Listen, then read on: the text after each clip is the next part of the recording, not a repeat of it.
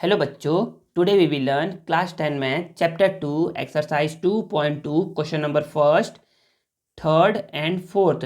बच्चों, इस वीडियो में हम लोग क्या करेंगे, एक्सरसाइज 2.2 के क्वेश्चन नंबर फर्स्ट के थर्ड और फोर्थ क्वेश्चन को सॉल्व करेंगे और समझेंगे। तो बच्चे, लास्ट वीडियो में मैंने क्या किया था, आप लोग को ना एक्सरसाइज 2.2 के क्वेश्चन नंबर फर्स्ट के फर्स्ट और सेकंड को सॉल्व करवाया था। अगर आप लोग को समझ में आ गया है ना, तो आप लोग क्या करिए, थर्ड और फोर्थ को खुद से बनाइए। अगर आपसे क्वेश्चन बन रहा है, इट मीन्स आपको ये समझ में आ चुका है। और अगर नहीं बन रहा है ना, तो चेक करिए कि कहाँ पर आप मिस्टेक कर रहे हैं, कहाँ पर गलती हो रहा है कि आपसे ये नहीं बन रहा है। तो चलिए मैं क्या करता हूँ, आप लोग को क्वेश्चन नंबर थर्ड को सॉल्व करवाता हूँ और समझाता हूँ। तो देखिए बच्चे, क्वेश्चन नंबर थर्ड यहाँ नोट डाउन है। तो बच्चे याद रखिए ना कि हम लोग को क्या क्या निकालना है। सबसे पहले हम लोग को निकालना है zeros of the polynomial. Zeros of the polynomial निकालना, तो कैसे निकालते हैं ये, तो ये निकालने के लिए पहले बच्चे देखिए ना, इसको ना अरेंज करके लिखेंगे। इसको लिखेंगे 6x² माइनस 7x माइनस 3। पहले क्या क्या करते हैं, पहले एक्स स्क्वायर का मैक्सिमम, पहले x का मैक्सिमम पावर, फिर उससे स्मॉलर, फिर सबसे स्मॉलर लिखते हैं, ऐसा लिखते हैं, ठीक है ना। तो हम लोग क्या करेंगे, हम लोग को ना इसको इसको जीरोस निकालना है। तो जीरोस निकालने के लिए 6x² माइनस इस 7 को क्या लिखे, इस 7 को 6 + 2 लिखे, सॉरी 6 + 1 लिखे, 9 - 2 लिखे, 5 + 2 लिखे, 4 + 3 लिखे, क्या लिखे, ये लिखने के लिए, मतलब कि ये पता करने के लिए हम लोग 3 स्टेप को फॉलो करते हैं। स्टेप नंबर वन ये बोलता है ना कि यहाँ पर जो x² का जो कॉफिशिएंट है ना, इसको आप मल्टीप्लाई करिए कांस्टेंट से, तो 6 × 3 = 18। सेकेंड स्टेप 2 ये बोलता है ना, जो प्रोडक्ट आया ना उसको क्या करिए, आप उसका फैक्टर निकालिए। तो 18 किस किस नंबर के टेबल में आता है, तो 18 आता है 1 के टेबल में 18 टाइम्स में, 2 के टेबल में आता है 9 टाइम्स में, 3 के टेबल में आता है 6 टाइम्स में, 4 के टेबल में आता नहीं है, 5 के टेबल में आता नहीं है, 6 के टेबल में आता है। यहाँ पर पहले लिखा जा चुका है, तो बस हो गया, इतना ही लिखेंगे इसको, ठीक है। थर्ड स्टेप में क्या होता है बच्चे, ये गुस्सा हो जाता है, ये बोलता है ना कि तुम लोग क्या कर रहे हो, मुझे ही स्प्लिट करना है। इसका नाम ही है स्प्लिटिंग मेथड से हम लोग क्या कर रहे हैं, इसका फैक्टर निकाल रहे हैं। ये बोलता है कि मुझे ही स्प्लिट करना है और मेरा ही यूज़ नहीं कर रहे हो, तो ये तो गलत बात है, मेरा यूज़ करना पड़ेगा। तो बच्चे, तो हम लोग क्या करते हैं, थर्ड स्टेप में हम लोग इसी 7 का यूज़ करते हैं। हम लोग क्या करते हैं, ये जो फैक्टर का जो पेयर निकला है ना, इन पेयर्स की हेल्प से लेकर के आते हैं 7। तो 18 + 1 करेंगे तो 19 होगा, और माइनस करेंगे तो 17 होगा, 7 नहीं होगा। 9 + 2 करेंगे तो 11 होगा, माइनस करेंगे तो 7 होगा। तो हाँ, तो आ गया, 9 - 2 करने पर कितना आता है, 7 आता है। तो आप बोलोगे ना कि 7 को आप क्या लिखोगे, 9 - 2 लिखोगे। यहाँ पर 6x² माइनस 9 × x, ये 9x, 2 × x 2x, और यहाँ पर -3, ठीक है। 6x² को 6x² लिख दिए, minus plus minus minus minus plus, और यहाँ पर -3 था ही। इन दो नंबर में फैक्टर निकालेंगे और इन दो नंबर का फैक्टर मतलब से कॉमन निकालेंगे। तो देखिए बच्चे, जो 6 है ना बच्चे, ये बना हुआ है 2 × 3 से, और जो 9 है बच्चे, ये बना हुआ है 3 × 3 से।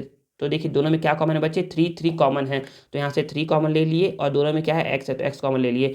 जब यहाँ 3 कॉमन लिए तो बच क्या गया 2, और एक बच गया x, माइनस है तो माइनस, यहाँ से 3 कॉमन ले लिए तो बच गया 3, ठीक है ना। प्लस है तो प्लस लिखेंगे। देखिए दोनों में कुछ कॉमन नहीं दिख रहा है, तो 1 कॉमन है। 1 कॉमन, देखिए 1 कॉमन कैसे होता है वो बता दूं ना, कि यहाँ पर देखिए 2x को आप लिख सकते हो 2x × 1, और 3 को आप लिख सकते हो 3 × 1। तो इसलिए क्या है, दो बच्चे दोनों में 1 कॉमन है, ठीक है ना। 1 कॉमन लेंगे तो यहाँ पर बचेगा 2x - 3 बचेगा। ये दोनों सेम सेम आ गया, इट मीन्स आप बिल्कुल सही बना रहे हो और आपका आंसर बिल्कुल सही है, ठीक है। 3x + 1। अब हम लोग क्या क्या बोलेंगे, अब हम बोलेंगे देयरफॉर द, तो देखिए ये क्या निकल गया हमारा, ये निकल गया फैक्टर, निकल गया, क्या निकल गया, फैक्टर। तो अब हम लोग फैक्टर की हेल्प से निकालेंगे जीरोस। तो बोलोगे the zeros of 6x² minus 7x minus 3r। तो जीरोस कैसे निकालते हैं, जरा यहाँ समझिएगा ना, जीरोस कैसे निकालते हैं। तो जो फैक्टर आता है ना, उसको क्या कहते हैं, जीरो के इक्वल लिखते हैं। तो यहाँ पर 2x को 2x लिख दिए, और देखिए -3 इधर आएगा तो बचे +3। तो x = क्या हो जाएगा बच्चे, 3, मल्टीप्लाई में है तो डिवाइड में, तो x = 3/2 आ गया। दूसरा, यहाँ पर 3x + 1 को 0 कर देंगे इक्वल, यहाँ पर 3x को 3x + 1 को बच्चे इधर करेंगे तो -1 के इक्वल हो जाएगा ये, ठीक है ना। यहाँ पर x को x लिख देंगे, यहाँ पर -1, देखिए मल्टीप्लाई में इधर आएगा तो बच्चे डिवाइड में। तो पहला जीरोस क्या आ गया, जीरोस आर, फर्स्ट है 3/2 एंड सेकेंड है बच्चे -1/3 है, ठीक है। आई थिंक आप लोग को समझ में आ गया होगा यहाँ तक। अब हम लोग करते हैं वेरिफिकेशन। क्या करते हैं, वेरिफिकेशन। तो मैं बोलूँगा वेरिफिकेशन। बच्चे बहुत आसान है ना वेरिफिकेशन, बस आपको सम ऑफ रूट्स लिखना है और प्रोडक्ट ऑफ रूट्स लिखना है। देखिए बच्चे, इसको बोलते हैं रूट्स, इसको क्या बोलते हैं बच्चे, बोलते हैं, इसको बोलते हैं रूट्स। ये जो निकला ना, इसको बोलते हैं रूट्स। बच्चे यहाँ पर 2 रूट्स निकले हैं, क्यों, क्योंकि इसका पावर क्या है, 2 है, इसलिए यहाँ पर दो रूट्स निकले हैं। तो आप बोलोगे पहला आप बोलोगे कि सम ऑफ जीरोस इसको जीरोस भी बोलते हैं, इसको रूट्स भी बोलते हैं, सम ऑफ जीरोस, और उसको सॉल्यूशन भी बोलते हैं। ठीक है, सम ऑफ जीरोस क्या होता है बच्चे, ये होता है माइनस बी बाई ए। अब सर बी और ए कैसे निकाले, तो बच्चे हम लोग को ना ए बी और सी निकालना है। तो बच्चे जो क्वेश्चन है ना उस क्वेश्चन को लिखते हैं -7x-3। जो पहला वैल्यू होता है x के साथ वो होता है a का वैल्यू, जो दूसरा वैल्यू होता है वो होता है b का वैल्यू, जो तीसरा वैल्यू होता है वो होता है c का वैल्यू, विथ साइन, साइन के साथ। ठीक है ना। तो सम ऑफ जीरोस क्या है बच्चे, सम ऑफ जीरोस होता है अल्फा प्लस बीटा। अल्फा और बीटा को हम लोग जीरोस बोलते हैं।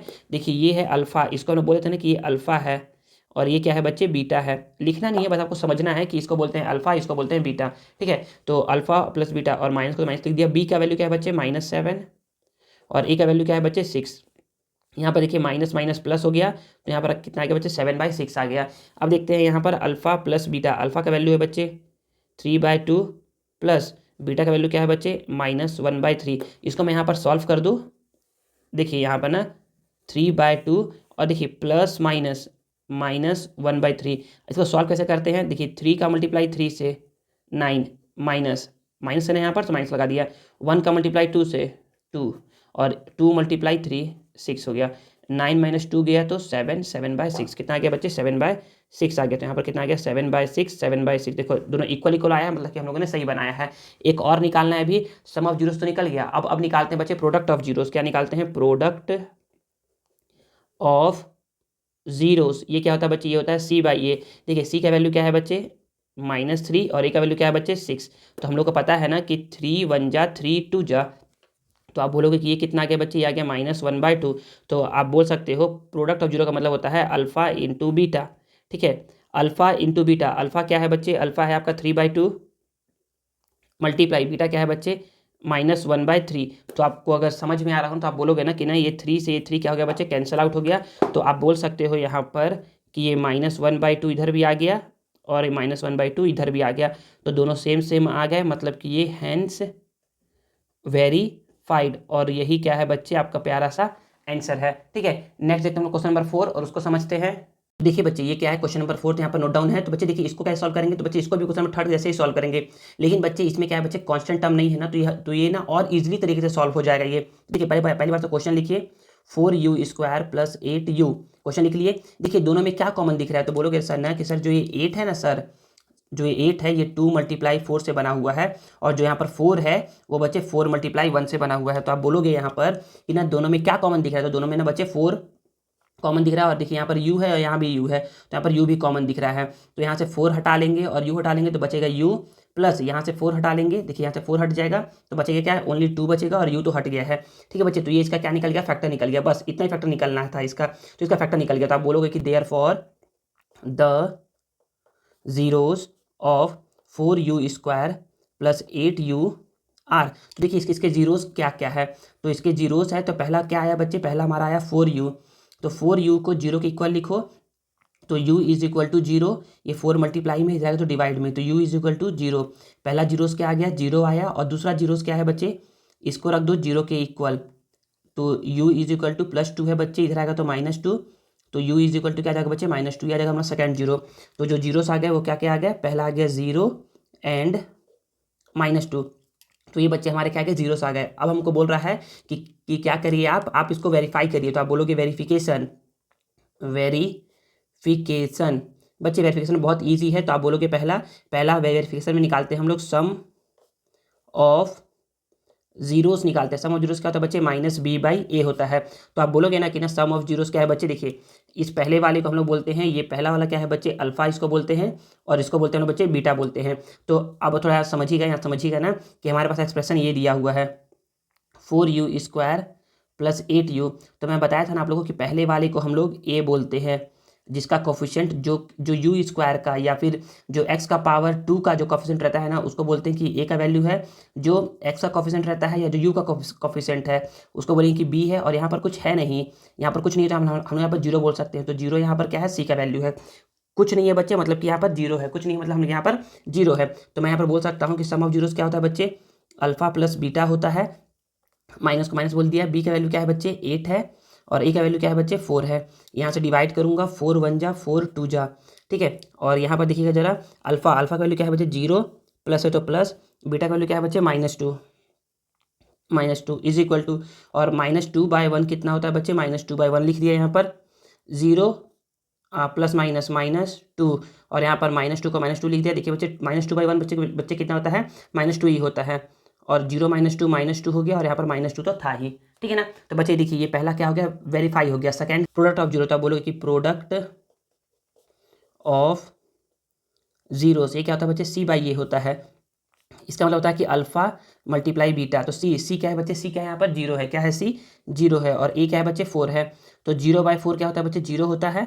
अल्फा क्या है बच्चे हमारा, 0 है। देखिए अल्फा क्या है यहाँ पर, अल्फा है 0, मल्टीप्लाई बीटा क्या है बच्चे, -2, तो 0 -2 कितना होता है, 0 होता है, और ये 0 के इक्वल हो गया। तो दोनों केस में क्या हो गया बच्चे, दोनों इक्वल आया है, तो आप बोलोगे कि हैंस वेरीफाइड, और यही क्या है बच्चे आपका प्यारा सा आंसर है। तो बच्चे इस तरीके से क्या होता है हमारा एक्सरसाइज 2.2 का क्वेश्चन नंबर 3 और क्वेश्चन नंबर 4 का होता है बच्चे कंप्लीट होता है। नेक्स्ट वीडियो में हम लोग क्या करेंगे, एक्सरसाइज 2.2 के क्वेश्चन नंबर 5 और क्वेश्चन नंबर 6 को पढ़ेंगे और समझेंगे। आई होप आपको वीडियो यूजफुल लगा होगा और आपको आज कुछ नया सीखने को जरूर मिला होगा। अगर आपको वीडियो पसंद आया है ना, तो please please please please please video को लाइक करिए, कमेंट करिए, और इसे दोस्तों के साथ शेयर करिए, और चैनल को सब्सक्राइब करना मत भूलिएगा। मिलते हैं नेक्स्ट वीडियो में। Thank you.